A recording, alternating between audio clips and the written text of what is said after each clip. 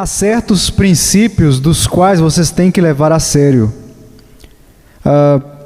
Eu vou confiar no diabo ou em Deus? E eu sempre digo aos meus filhos: quem é mais sábio do que vocês? Deus. Quem ama vocês mais do que vocês se amam? Deus. Ele deve ser seguido, ele deve ser ouvido. E uma das coisas que vocês precisam notar no livro dos Provérbios e em outros lugares é que o pecado sexual, na verdade, se há um pecado à parte que é extremamente perigoso, é o pecado sexual. Há indicações em alguns trechos em Provérbios onde você tende a não se recuperar. Você não se restabelece e a sua vergonha nunca vai embora.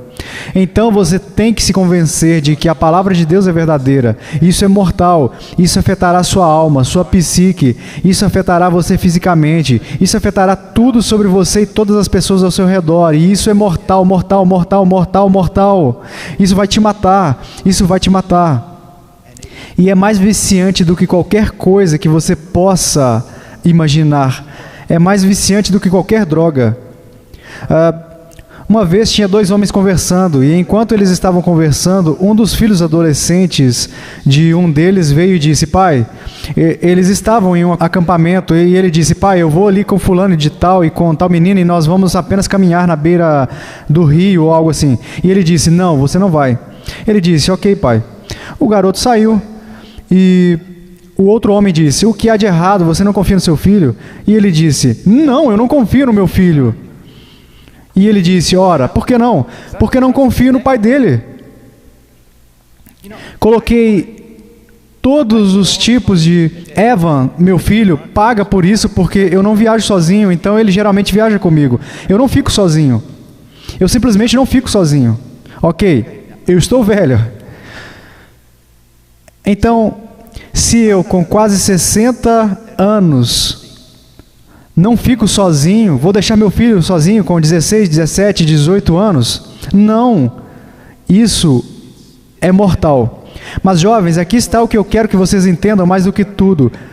Quando se trata da tentação, o livro de Tiago provavelmente contém uma das principais passagens, mas as pessoas não leem tudo e eu não entendo o porquê.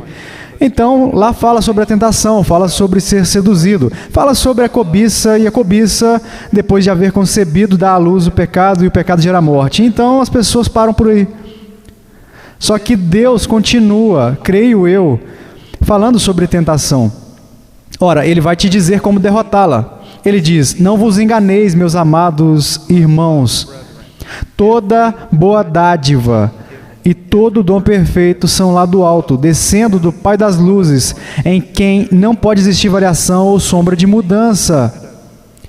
Assim, quando um homem diz: como posso fazer? Quando um homem mais velho me diz: como posso me fortalecer contra a imoralidade? Ora, fortaleça o seu relacionamento com a sua esposa. Faça dela o deleite do seu coração, e você não terá problemas com isso. E os jovens dizem: bem, essa imagem ou esse tipo de coisa está me atraindo. Sim, mas o que é isso? É uma falsificação pervertida. É digital. Talvez seja de papel. É doentio. E o que você está negociando? Veja, o diabo diz: aqui está, se você não aceitar isso, você não terá nada. Isso é uma mentira. Sua resposta deve ser: eu não vou aceitar isso, porque Deus tem aquilo. E a única diferença é que eu preciso esperar. Eu falo com os meus filhos desde que eles eram pequenos, e eu geralmente digo isso aos jovens. Eles têm uma faixa de 5 a 7 anos, e eu pergunto a eles, eu digo: então você está orando por sua esposa? Eles dizem: o quê? Ora, você tem 7 anos, ela provavelmente já nasceu. Ela está em algum lugar do mundo agora. Você está orando pelo pai dela, para que ele seja um bom pai? Está orando para que ela seja protegida dos homens maus? Você precisa agir como o marido dela desde já. Quando os caras dizem: bem, eu não sou casado ainda, então eu posso. Não. Tem uma garota por aí. E você tem que se manter puro para Deus. Você se mantém puro para ela. Você age como se já fosse casado. Você pode encontrá-la só daqui mais de 20 anos, mas precisa interceder por ela, orar por sua proteção, se colocar na brecha por ela. E mais uma vez, você precisa agir como um homem. É o que os homens fazem. Homens são protetores. Então, uma das maneiras de vencer essas ofertas falsificadas e pervertidas é pela fé no que Deus diz sobre o seu caráter. Filho, tenho um plano para você. E mais do que isso, eu tenho uma mulher para você. Espere. Espere. Porque quando você peca contra si mesmo, por essa perversão sexual, quando você peca contra Deus, você também está pecando contra ela. Você está pecando contra ela. Agora, se você caiu nisso, seja quebrantado, mas não quebrantado pelo desespero. Essa é uma das formas em que o diabo sempre tem êxito. Veja, Deus, às vezes, diz coisas tão duras para você quanto o diabo dirá. Como você pode saber a diferença? O diabo diz, você é isso, isso, isso e isso, e você fez isso, isso e isso, agora fuja de Deus. Ele não quer te ver. Você está doente, você está destruído, você está errado, você foi expulso. O que Deus diz? Deus pode ser mais duro com você do que o diabo, mas ele sempre termina com isso. Agora volte. As minhas misericórdias se renovam todas as manhãs. Retorne para mim, retorne para mim. É isso que você precisa fazer. Só uma coisa, e aprendi isso com D. Edmond Hibbert. Eu tenho tudo, todos os comentários dele, eu simplesmente amo. E em 1 Tessalonicenses, apenas escute, capítulo 1, versículo 9. Pois eles mesmos, no tocante a nós, proclamam que repercussão teve o nosso ingresso no vosso meio, e como deixando os ídolos, vos convertestes a Deus para servir o Deus vivo e verdadeiro. Vocês deixaram os ídolos e se converteram a Deus. E Hibbert diz lá, ele diz, a ordem é um tanto importante. Você presumiria que ele diria que você se converteu a Deus e deixou os ídolos, mas ele diz que você deixou os ídolos e se converteu a Deus. E creio que Hibbert está certo nisso. Não foi como se os tessalonicenses estivessem lá em seus templos pagãos e de repente, estou realmente desapontado com o paganismo e eu gostaria que houvesse algo mais, uma alternativa. Eu gostaria que alguém viesse e pregasse para nós. Não era isso que eles estavam fazendo. Eles estavam totalmente satisfeitos com o paganismo e a devassidão deles. E o paganismo está sempre associado ao pecado sexual, mesmo na religião. Eles estavam satisfeitos, eles estavam felizes. Você sabe que o que os fez infelizes foi quando eles ouviram sobre Cristo. Só quando viram a luz de Cristo é que viram que o que estava fazendo era repulsivo. Então, quando você está constantemente dizendo aos homens, converta-se, converta-se, converta-se, eles provavelmente não se convertem. E mesmo que o façam, isso se transformará em algum tipo de farisaísmo hipócrita. A forma é olhar para ele. Olhe para ele. Olhe para ele. E quando você o enxerga, quando você o contempla, então isso se torna repulsivo, isso se torna desagradável.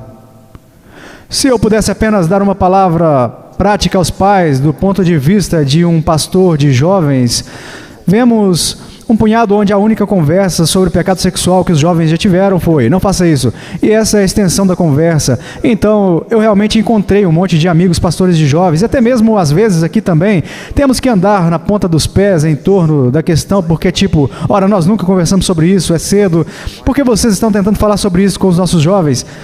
E assim, pais, eu desejo encorajá-los a ter uma conversa contínua.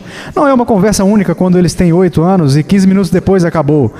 Criando um clima onde, na verdade, eu tenho uma criança de 5 anos e meio. Eu adoraria saber como você cria essas oportunidades. Você tem garotos mais velhos, eu estou aprendendo aqui. Então, esta é a pergunta que eu faço. Como você cria esse tipo de oportunidade que resulta em uma discussão contínua? Como crio o quê? Sim, como você desenvolve. Estou presumindo que não é apenas uma conversa, mas como você... Bem, antes de tudo, você irá bloquear todo o conteúdo da internet da melhor forma que puder. Porque é como Quero dizer, o que eles dizem? Um rato pode passar por um buraco desse tamanho, se puder passar. Outra coisa, você deseja proteger a inocência dos seus filhos, então não desperte o amor muito cedo. Não desperte o desejo muito cedo. Você quer proteger a inocência do seu filho. Eu sei que isso parece absurdo, mas garotos de 12 anos deveriam estar pensando: ei, você acha que podemos pular do telhado para o trampolim e para o carro sem quebrar o braço? Eles precisam pensar assim. Portanto, tenha muito cuidado com a exposição do seu filho muito cedo nessas coisas, para não despertar algo que não precisa ser despertado. E somente o Senhor, novamente, estudando a Bíblia, você será capaz de lhe dar sabedoria com relação a isso. Outra coisa, e eu ouvi isso de muitos conselheiros sábios, se seu filho vem até você, e ele está arrependido e ele diz: eu fiz isso.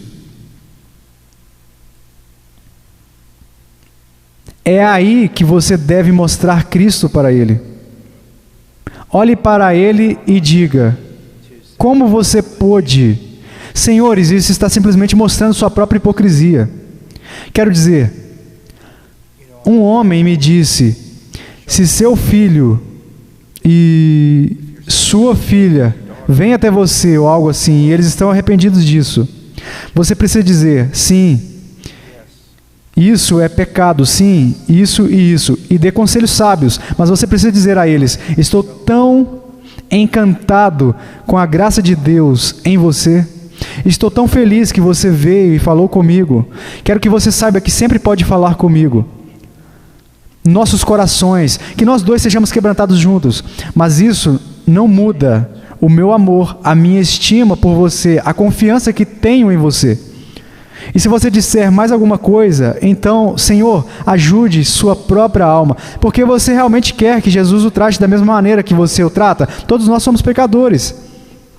E muitos de nós, homens, não nos tornamos cristãos quando adolescentes e praticamos coisas muito más.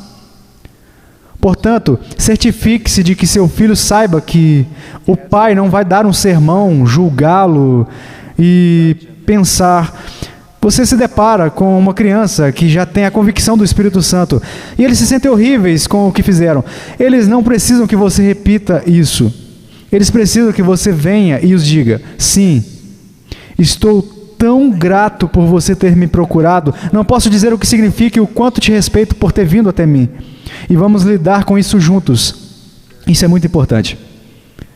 Sim, esse conselho foi muito bom. Eu gostaria de acrescentar isto. Algo importante para os jovens é não ficar muito tempo ocioso.